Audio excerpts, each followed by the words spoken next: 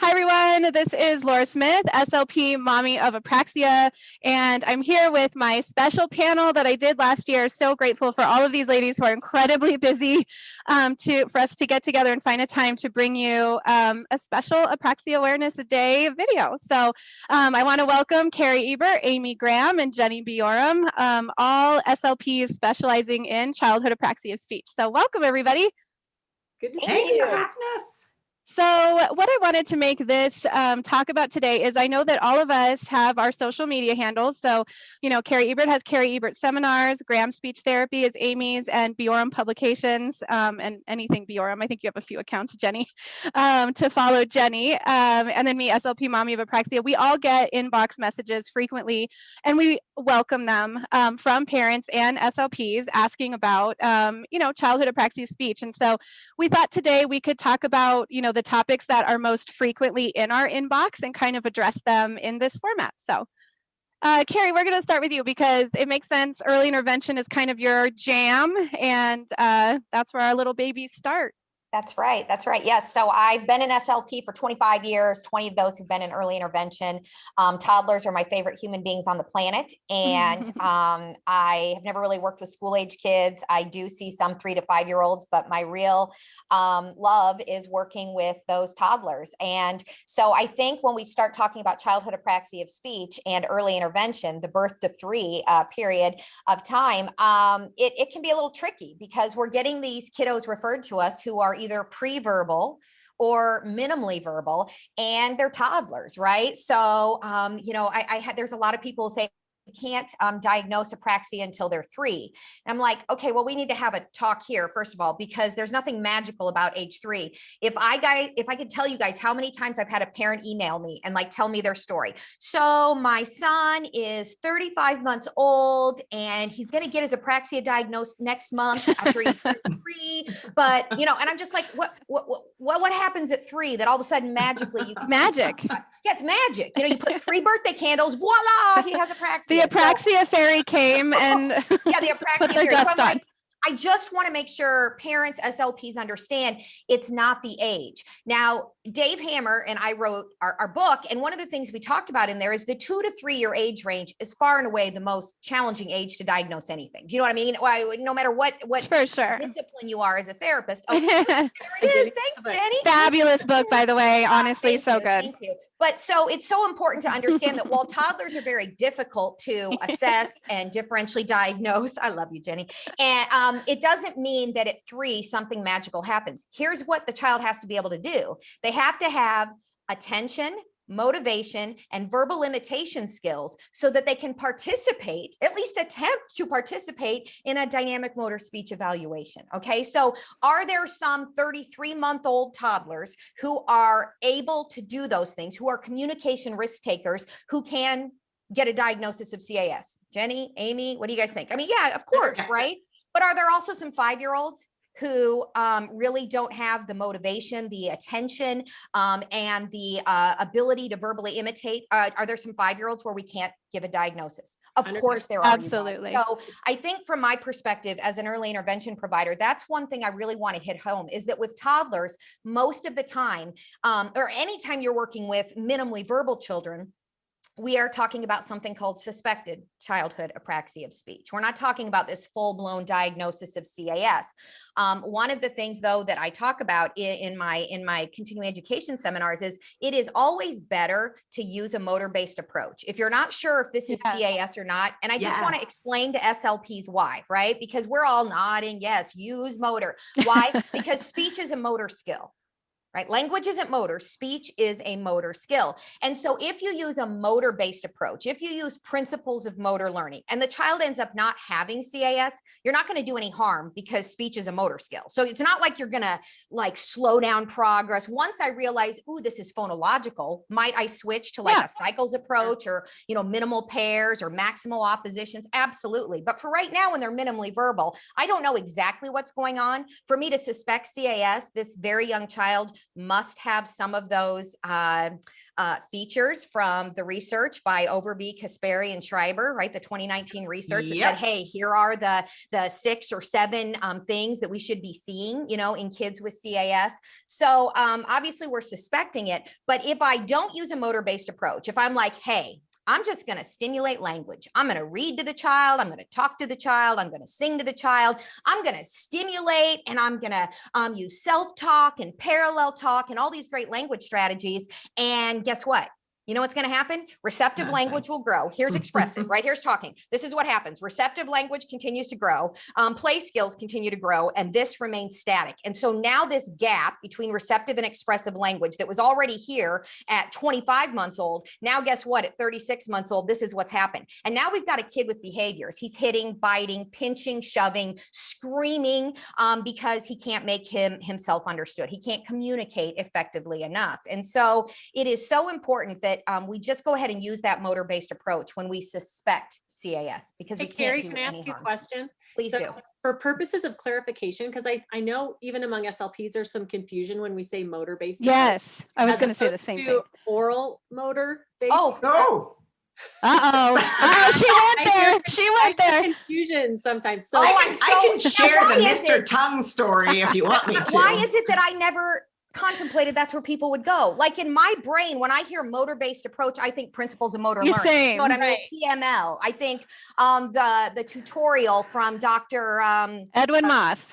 Dr. Moss from 2008, I think it was. Yep. I didn't go there either, Cari. So Amy, thank Okay. you. But Okay. I mean, No, I'm not talking anything oral motor. What I'm talking about is principles of motor learning, which is how all 4 of us focus our therapy when we're working with children with apraxia, which means that we can't go into principles of motor learning today. Like that's a whole So other that would topic. be, this is an inbox of mine frequently. Where did you learn the principles of motor learning, Laura? And at this point, this is such a hard question for me because I've been immersed in it now for So long.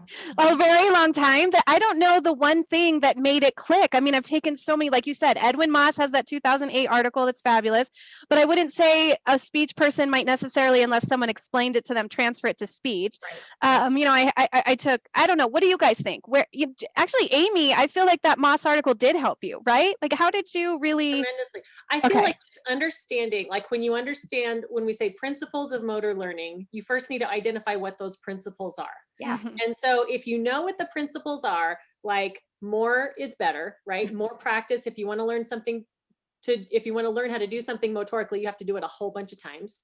yeah, So- I mean, think about a sport that you don't Yeah. play. Right. I mean, I think about golf and tennis for me. I'm like, what would I have to do Yeah. to learn how Yeah. to swing a tennis racket or a golf? You actually have to have the tennis racket in your hand and you have to swing it. Right. Just like if you want to learn how to produce speech, you have to practice speech, which kind Yes. of goes back to that Exactly. oral motor versus when we say motor practice, we're talking speech practice. Right. But those, right. those principles of motor learning are many trials, accurate trials per session. And Math. fewer number of targets. number. Right, Jenny? That's something we always talk about. I'd rather Absolutely. get 50 repetitions of one word in a 10-minute segment of speech therapy than 2 repetitions of 25 words, right? Yep. That's based on principles of motor learning. But when we do our tick therapy, what do? We use a set of super duper our tick flashcards and we go through and maybe have them say them each 2-3 times. That's not principles of motor learning. No. The other big thing that I know that Jenny and I have talked about a lot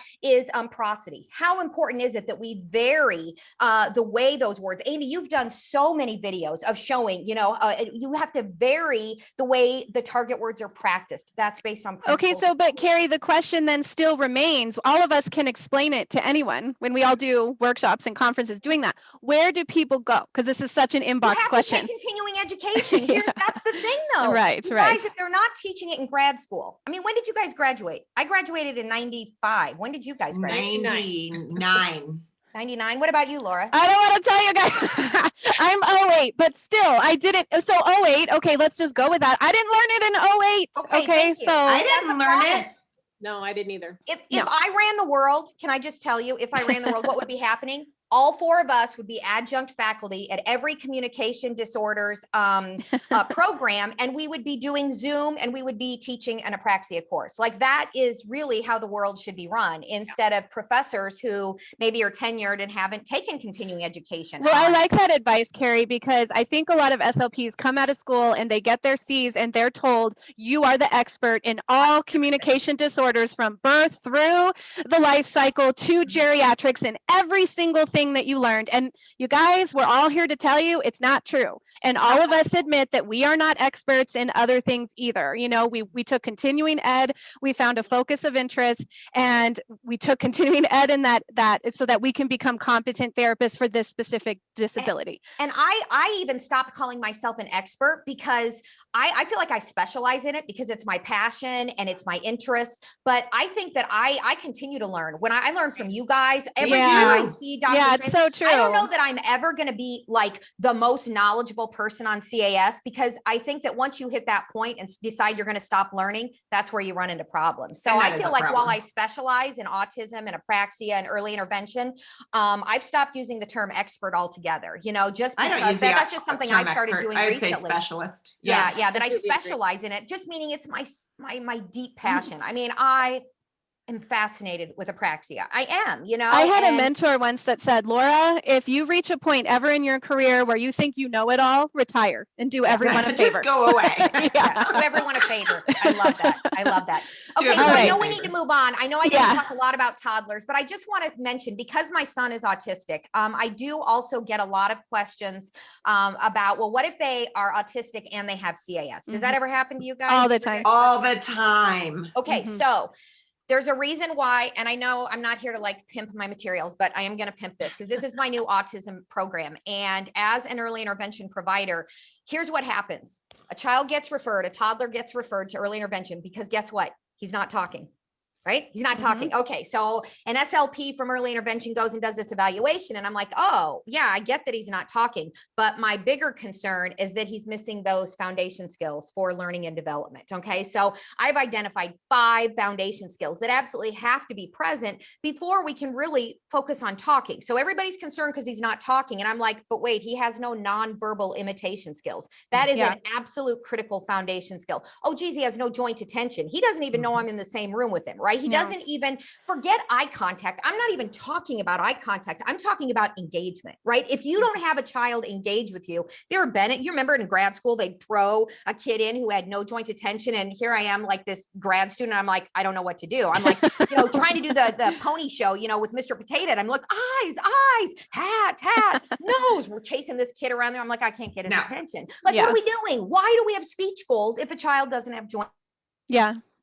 Really important message there. Looks like Cari froze. The whole sensory piece, self-regulation. I'm telling you, if children, if children aren't in a ready state for learning, right? So we need that self-regulation. If they aren't in a ready state for learning, speech therapy is not going to be very effective, right? We're not going to work on talking.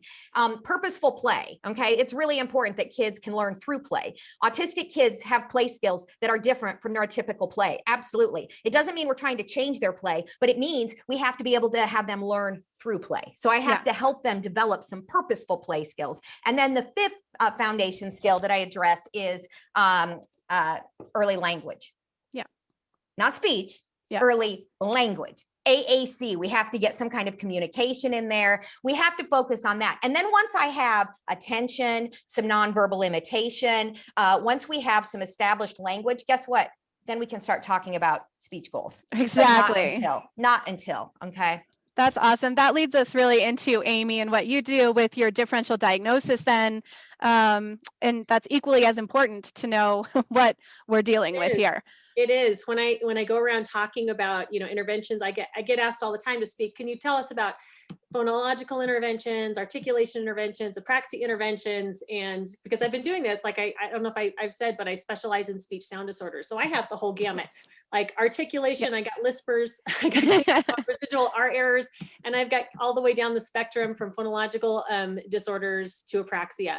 But every presentation I give always starts with diagnosis and differential diagnosis, because the type of intervention that we choose is dependent upon what we believe the underlying issue is to the child's speech disorder. Because if a child has a phonological disorder or a phonological delay, we use different types of interventions. And if a child has apraxia, I'm not going to use cycles. I'm not going to use multiple oppositions. I'm not going to use minimal pairs. And I'm certainly not going to use an articulation approach, which is, no.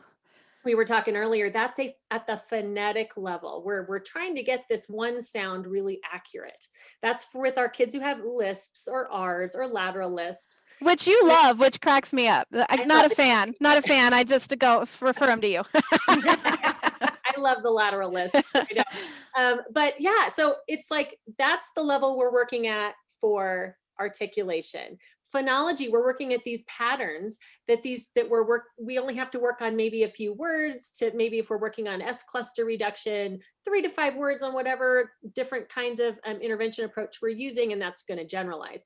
Kids with apraxia, it's not phonological, it's not phonetic, it is motor based. I know I talk with my hands a lot. It is motor, like these are those kids over here who it's not about the sound, it's about putting those sounds together, Movement and moving from sound to sound and syllable to syllable. So that's what we're talking about when we're talking about these principles of motor learning, because if they want to say their first name, and the object is like, they have all these sounds in their repertoire, like great, but the problem is just moving fluidly from sound to sound and syllable to syllable to produce intelligible speech. So that's kind of the difference. But again, it goes back to differential diagnosis. You have to figure out what it is.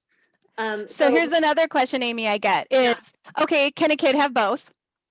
Yes. Okay, so we know they can have both. Then where do you start? Because then a speech therapist. Motor.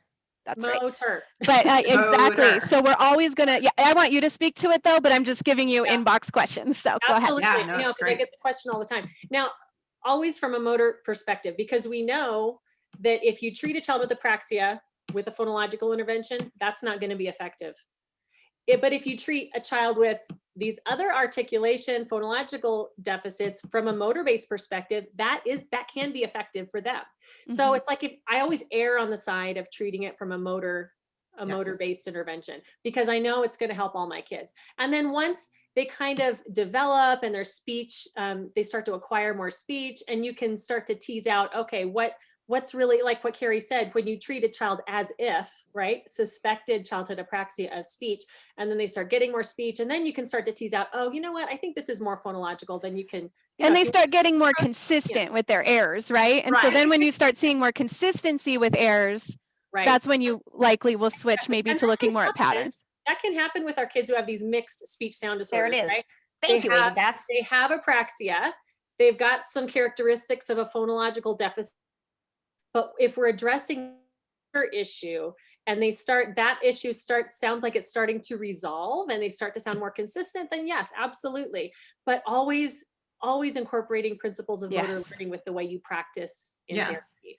If, I was just in Istanbul and I freely shared my videos. And so the little boy I was seeing has history of motor planning, so apraxia. He also has phonological errors, and he also has lateralization, so articulation. So what I would do is I would combine. So if I felt like that was a phonological error or a lateralization error, I would use the principles of motor learning and teach it that articulation error, or I teach that phonological process using DTTC. And so it would help him through the whole process, but I might use a minimal pair and throw it at him. So he's like, I know we were working on the word swing, so that was a blend, but he was having a really hard time getting the vowel correct and getting the whole motor plan for it. So he would say wing, and I'd say, wing? You want a wing?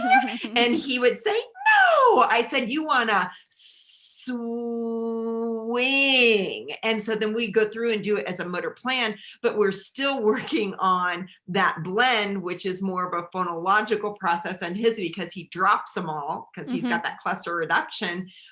So I was really combining methods. Which is really important too, because I have kids who are apraxic and they don't have any S clusters, right? So I'm going to choose maybe some words that are important to them, and I know, Jennie, you're going to talk about target selection, I think, but choosing some very few targets and address some S-blends, stick them in there. I mean, if they're stimulable for all those sounds and they're just having trouble, combining them into words, then that's what you need to do.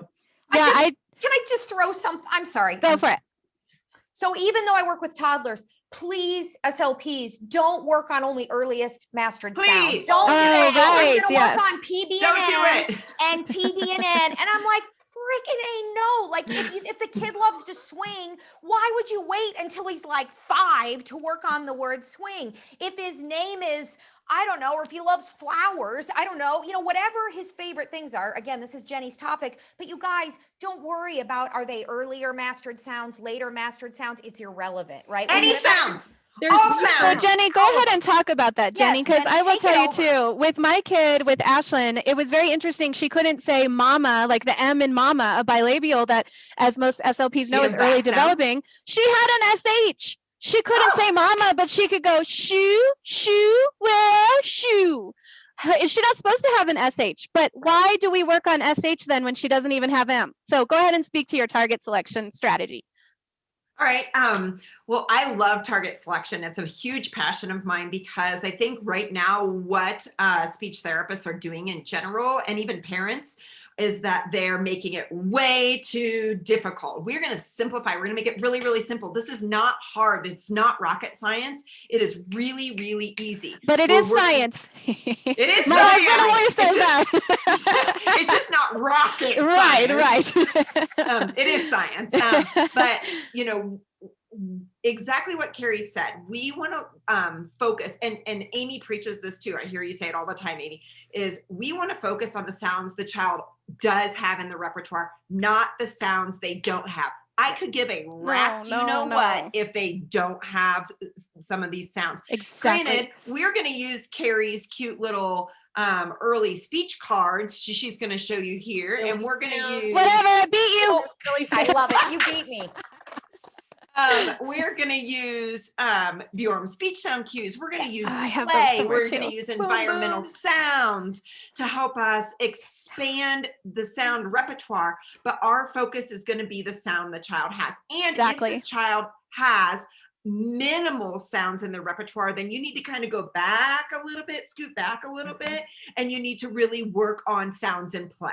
And so Yes. kids can begin to understand imitating and really working on sounds in play. And it may just be vowels. And that's what's so important, is that when we have these minimally verbal kiddos, we're not working on, like how Amy was talking about, working on movement patterns, right? Between sounds, syllables, and words. But you guys, like with the Bjorem speech sound cues and some of my silly sounds cards, they're one sound. Why? And because that's the level the child is at. The child That's is not right. at mama or dada, right? They're at these very simple syllable shapes, which Jenny, I'm sure will talk about when we do, kind of consider early targets. But go ahead, Jen. No, you're exactly right, Cari. And there's still movement in these. Yeah, that's a diphthong movement. Exactly. That's two Right. movements together. Oh, Yep. Still Which I love, which is my favorite card, right? Because the alligator bites. Ow! Yeah, you can make them bite It's the you. first diphthong you can get out of most kids because it has meaning. It's a sound, a fairly complex sound, but it has meaning behind it, right? So that Tons is of why with meaning. toddlers, when we talk about target selection, we start with sound effects. We start with exclamations, right, Jen? We don't start with Environmental sounds. I mean, Yes. I'm like, I don't care if you're making the kid pee in the toilet. Mm-hmm. I don't care if you're making them whatever it takes. You just get those sounds. whatever it takes. Making I it love fun, because doing that Yeah. is fun, and kids learn through play. That's right. And so my therapy is extremely play-based. If you've ever watched any of my therapy sessions, we do it all through play. I mean, you might see me taped up like I was crazy. just gonna say blue Never know. tape and Yep, Jenny. blue When tape. I can't look at blue Right tape here. now and not think Jennie Bjorem. Oh, I love it. Right? I love it. Can't live without it. So when it comes to target selection, I always say 10 or less, and they can be words, they can be word combinations, they can be phrases, they can be like an entire sentence or a motor plan that a child may need help with. I did therapy this morning, and the dad's like, you know what? He's having trouble with the word apostrophe. That is Oh heavens! yeah, I mean, the word higher level. Oh, okay, with okay. Apraxia. No, he's ready for it. We worked Oh, okay, on okay. apostrophe today. So Okay. it's good when we get to that point. Yeah. No, he's not 2. He is 7. But, you know, we worked on apostrophe today. And so that's some of those multisyllabic words. So it doesn't matter what word is if it's important to that child. And my big thing is you have to answer why. So I always talk about this when I present, is I had a family come to me, child has a diagnosis of childhood apraxia of speech. And I said, what target words have you been working on? Mom goes, tuna. And I said, is your dog's name Tuna? Does your kid love tuna? Do you eat a lot of tuna? Do you fish for tuna? Why tuna? Right. Why is tuna so important in your life? Yeah, It's a why? calling So card. my question is, Right. every time I do a presentation and I have people choose targets, I always say, why? And you have to give me a Love reason it. why. Right. I And love she that. she couldn't give me a reason why. And I said, then we don't want to work on it. We can't say hi, bye, mama, or dada. No, Or the right. child's name. Like, Right. you know, how right? many times Names. do we forget to work on the Yeah. kids? They need to know how to Yeah. say their own name. Well, and Exactly. mama, dada, nana, papa, their best friend, their dog, their Yep. fish, their teacher, their neighbor, their neighbor's dog. You can come up with your 5 to 10 words just by Easily. picking the names Their of the favorite important snacks, people. their favorite show, their favorite Yep. thing to eat. iPad, you better Boys. make iPad a first word, because almost every kid wants to request iPad. Peppa Pig, Oh, Peppa Pig, Peppa. Peppa. Paw Peppa. Patrol. Uh-huh. Paw Talk with Patrol's the a good one parents, too. right? I love it. Keeping up with Dino. parents and caregivers, because Yep. I had a parent request, like, can we work on the word napkin? Because she uses it every day, and it's just a really hard That's one. And that perfect. never would have occurred to me. the Yeah. word napkin. But it's So- important to that child. Having parents fill out a wish list. That's what I call it. I want a wish Yes. list of words. What words or phrases, you know, I love you, see you later. I don't know. Sometimes they're phrases, right? But what is your wish words? And then as the SLP, so if a parent gives me 30 words on the wish list, I'm going to look at their phonetic inventory. I'm going to see what sounds and what syllable shapes, right, Jenny, are in their inventory currently. And then I'll pick the first 5 target words, but they're coming from the wish list. They're not coming from some commercialized speech therapy program where we're working on words like certificate and transportation. When you start looking at 4-syllable Tuna. words and Right. tuna, like everybody says, oh, we use the Kaufman program. I have no problem with verbal shaping, which is what Kaufman is all about. But don't tell me you use the Kaufman cards. That's not an approach. You know what I mean? Or you're using verbal shaping. That's one a verbal cue you can use to simplify the motor plan, but you shouldn't be using the words necessarily from her program. You should be using Or flipping through the card deck from one syllable shape. Yeah, that doesn't make any sense. And that's the other thing. Can I get on my soapbox real quick about Go. syllable shape? You know how many people just choose CV words because the child's at the CV word level? You are not helping their motor plan. You need CV, VC, CVC, CVCV. You need a combination and so don't get caught up on a sound. Don't get caught up on a syllable shape. Yeah. Don't get caught up on sounds in when and how they develop. Who Right. cares? We want to know. Go ahead, Amy. No, I was just going to say, I didn't mean to interrupt you, and don't discount a word like a target word just because you think, oh, that might be a little too tricky. How can you simplify it for that Right. child? I have a very severe apraxic child, and her birthday's in October. October. That was a 3-syllable word that we are not producing at all yet. But we got it with lots and lots of cues and principles of motor learning with mass practice and chaining and backward chaining. But we got the word, and that was important to them. So I think that's the other thing about syllable shape. Don't just like, well, we can't move on. We can't do this word because we haven't met all the CVs. Exactly. Yeah, it's not Jennie- a hierarchy like our tick therapy is. You know what I mean? In our Yes. tick therapy, you start with the sound in isolation, and then at the syllable level, and then you go. Apraxia therapy isn't really hierarchical. It's more, what's the motor plan for this particular word that is important to this child in the moment? And for me, I don't even necessarily have 5 words. The family knows the 5 words we're focusing on. But for me in therapy, it's what is the kid interested in this moment in time? Jenny, I know that's what you do too, because I watch you All the follow time. kids around and just you make the target whatever is appropriate in the moment. And that's the Absolutely. most powerful thing. And that's really what I want to coach parents to do, so that you don't feel like, oh, I need more therapy. No, your child needs you to be practicing these skills, using these strategies at home too, so they get practice every day. Yeah. So I Jenny, agree. a question I get then from that is, okay, you want me to work on all these different syllable shapes. why? Like, why? Because therapists, like the way we're trained, I feel like in graduate school is, especially when we are trained in a phonological approach, it's work on this target. Like, let's say it's final consonant deletion. Let's say that that's why the therapist chose CVC, right? So we're trained to be like, okay, great, I have mastery of CVC. Why are you telling people then to change their brain? And I know why, but I'm asking you to set you up like for the answer, which is why do we need to work on a bunch of other syllable shapes with it? We are working on teaching a new motor plan. So if we teach this child the same motor plan of CV, CV, everything's going to be a CV. Yes.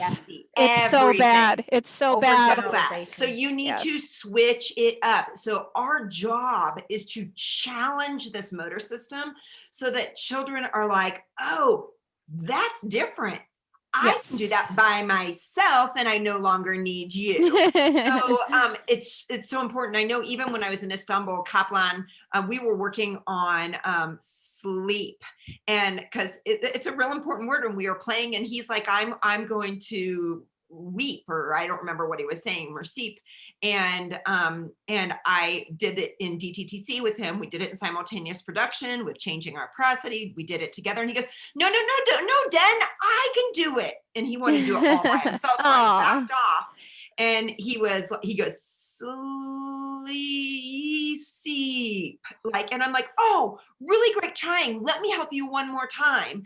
I said, or I think I told him 10 times. I said, remember, if we work on 10 times, you are so much closer at getting it by yourself. And he's like, oh, okay. And then we did it together. But like, I'm changing things up because and then what I can do is I can relate it to other ones that we've done, other, I know what I did with him. I related swim to swing. And so I could show them it's a similar motor plan, but I'm not going to just work on those because he needs to know that there's different ones. So he doesn't overgeneralize that to everything else like kids do with apraxia. Okay, so here's another inbox question. I was taught in graduate school overgeneralization is a good thing. When a child starts to overgeneralize something that I'm teaching, that means that it'll eventually work itself out, right, Jennie? No, not with apraxia, because when they overgeneralize, then they're practicing the motor plan wrong, and then that's how they're going to learn it.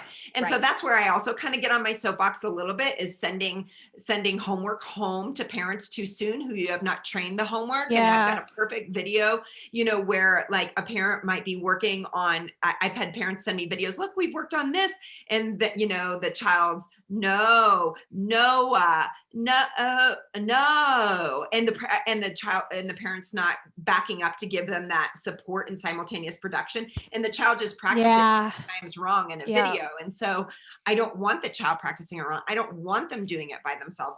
They need 100% support until they can get it 100% correct, and then I'll back off a little bit so that they can do it a little bit more on their own. And our goal is to back up. And that's why they can. In early intervention, since I go into the home, and work on parent coaching, we may only be working on mama. You know what I mean? And people are like, you did that for a whole session. I'm like, well, but the parent is practicing and I'm there giving feedback, because my whole goal is, I don't leave homework. I teach the parent how to embed a strategy, but I have to make sure they know how to use the strategy appropriately. Yeah, because if the child's saying mamu, or if the child saying ma, or if the child's saying ba, or ba, ma, then, and the parents like, they're saying it, but we need it. We want it correct. Accurate. Right. That's why I can't remember which one of you amazing people did a post one. I think it might've been Amy. I can't remember now. Maybe you've all talked about this, but like, keeping data in therapy, I'm like, when it's apraxia, it should be 100%. Like, I'm not sure 100%. What we're keeping data on. Do you know what I mean? Like, isn't that you, Amy? Haven't you? If your notes say 20% accurate, that's a failed session. Yes, it is Amy that talked about that recently. That was Amy. Yep. Dynamic cueing, right? The whole point of, and that's why DTTC, if you're an SLP and you aren't using DTTC, stop everything and go take the free. I mean, don't. It's free. CEUs. Go use. So you need to be doing. It's so simple, and it makes so much simple, sense. and it will change your life. And you know what? Gosh, I love Edith Strand. It'll change your life. It's easy.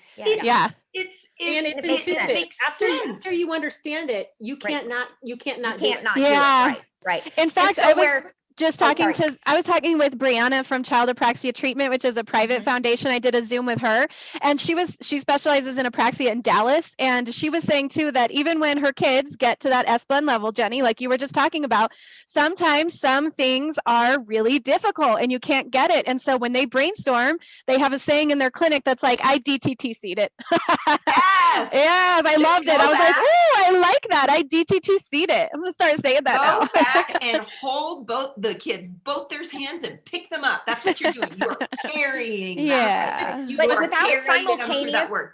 without simultaneous production, people who aren't using simultaneous production, you know, that for, I'm like, you have to. It's so powerful. It's how you help them And slow slow it down. down. Yeah. Oh, the face-to-face, you have to be face-to-face, mirror neurons. I mean, it's all just, DTTC is so wonderful. And it's just important that SLPs understand, you know, what it is and are using it. And then if you're struggling, we're here for you, right? Like, Cari, like you I'm said going to back up before. really quick.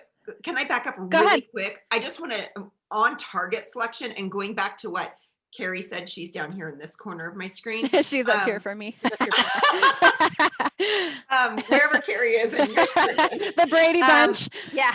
100% accuracy. My goals are not 70%. My goals are not 80%. My goals are not 85%. My goals are not written at 90%. If a child gets it at 85% or 90%, they do not have that as a motor core plan. They have not gained that motor plan. It has to be written. Goals on IEPs, goals for children with apraxia. If you are working on a motor plan, it has to be 100% accuracy. No, nothing else. So yeah, when I write goals, apraxia goals, they say something like, you know, Joey will accurately plan and sequence. And I don't even put a percentage. I just said they will accurately plan and sequence. And that's how I write it. I don't, I mean, that's what motor planning is. We're getting it. I have a rubric on my website that I use. And so I just say that they have to get to a 1, which is 100%.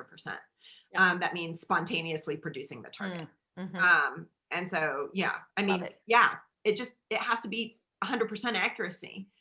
Which is why put down the clipboard. Yeah. Don't take data throughout your session. Stop taking data. Yeah. Take a data. That I think you were talking about my post about like data is not therapy.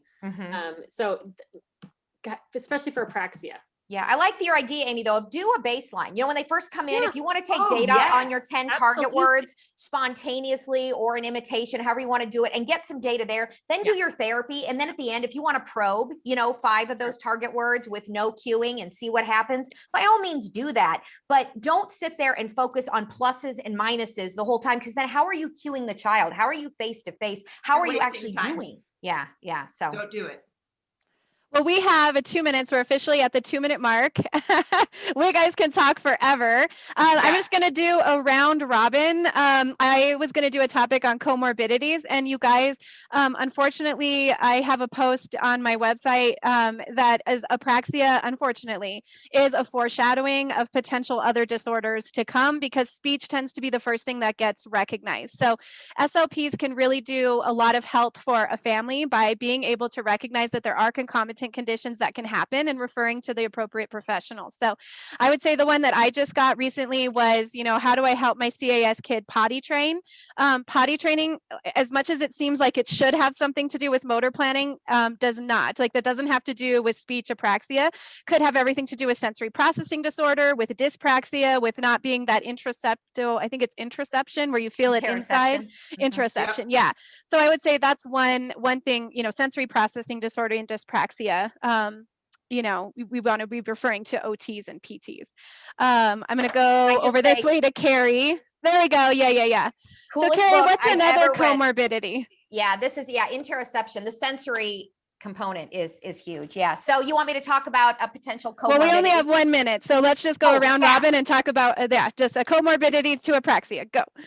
There's going to be likely reading, writing, and spelling difficulties, language-based academic difficulties later on. So you don't want parents to be surprised by that. Perfect. Amy. Expressive language. There we go, Jenny. Yeah, go ahead. No, Jenny, go ahead. That's fine. Expressive language. Yes, expressive language. Yes.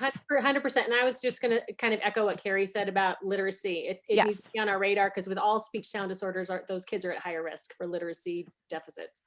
So if you guys want to get a hold of any of us, I said the social media handles for everyone at the beginning. Thank you Mine's all so at much for Bjorem joining. Speech. Oh, Sorry, at Laura. Bjorem Speech. Okay, thank you. Yes. And thank you everyone for joining this special edition of Apraxia Awareness Day Zoom. We'll see you soon. Bye, guys. Bye. Bye, thanks.